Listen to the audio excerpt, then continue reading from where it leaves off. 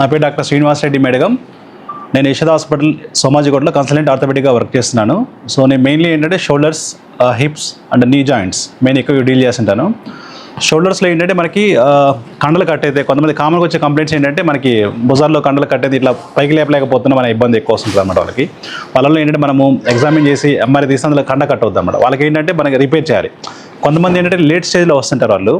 వాళ్ళకి ఏంటంటే ఆ కండ కట్ అయిపోయి తర్వాత బాల్ అంటారు కదా, అది పైకి వెళ్ళి పైన బోన్ తగిలి ఆర్థరైటిస్ డెవలప్ అవుతుంది అనమాట. కొంతమంది ఆ స్టేజ్లో వస్తుంటారు. సో వాళ్ళకి ఏంటంటే రివర్స్ షోల్డర్ ఆర్థోప్లాస్టీ అంటారు. షోల్డర్ రీప్లేస్మెంట్ మనం మోకాలు చెప్పే మార్పిడి ఎట్లా చేస్తామో అట్లానే భుజం కూడా మార్పిడి చేస్తాం అనమాట. సో అది ఒక లేటెస్ట్ టెక్నిక్. కొంతమందికి ఏంటంటే ఒకవేళ అరుగుదల లేదు, ఓన్లీ కండే కట్ అయింది, బట్ ఆ కట్ అయిన కండని రిపేర్ చేయలేమన్నమాట. అంటే కొంచెం లేట్ చేయడం వల్ల ఆ కండ పాడైపోయి ఉంటుంది అనమాట. సో అలాంటి వాళ్ళకి ఏంటంటే టెండాన్ ట్రాన్స్ఫర్స్ అంటారు అనమాట. అది లేటెస్ట్ టెక్నిక్ ఒకటి. అది నేను సౌత్ కొరియాలో ట్రైన్ అయ్యాను అనమాట. అది సో టెండాన్ ట్రాన్స్ఫర్స్ వేరే ప్లేస్ నుంచి ఆ టెండాన్ తీసుకొని మనం ఇక్కడ దాన్ని రీప్లేస్ చేస్తాం అనమాట. అది టెండాన్ ట్రాన్స్ఫర్ అంటారు.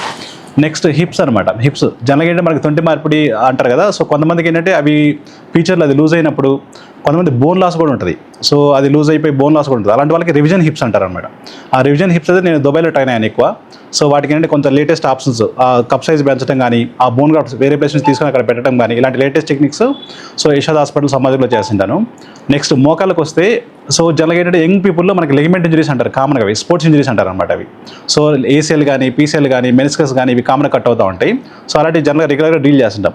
సో కొంతమంది latest problems what we are seeing అంటే కార్ట్లేజ్ లాస్ అనమాట.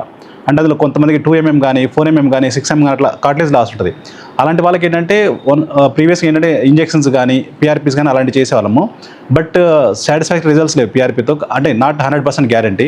సో వాళ్ళకి లేటెస్ట్ టెక్నిక్స్ ఏంటంటే హైలా ఫస్ట్ ప్యాచెస్ లాగా, అంటే ఏదైతే కార్ట్లేజ్ ఉంటుందో సేమ్ ఆ మెటీరియల్ లాగానే అలాంటి ఒక లేటెస్ట్ ఒక మెటీరియల్ వస్తుంది.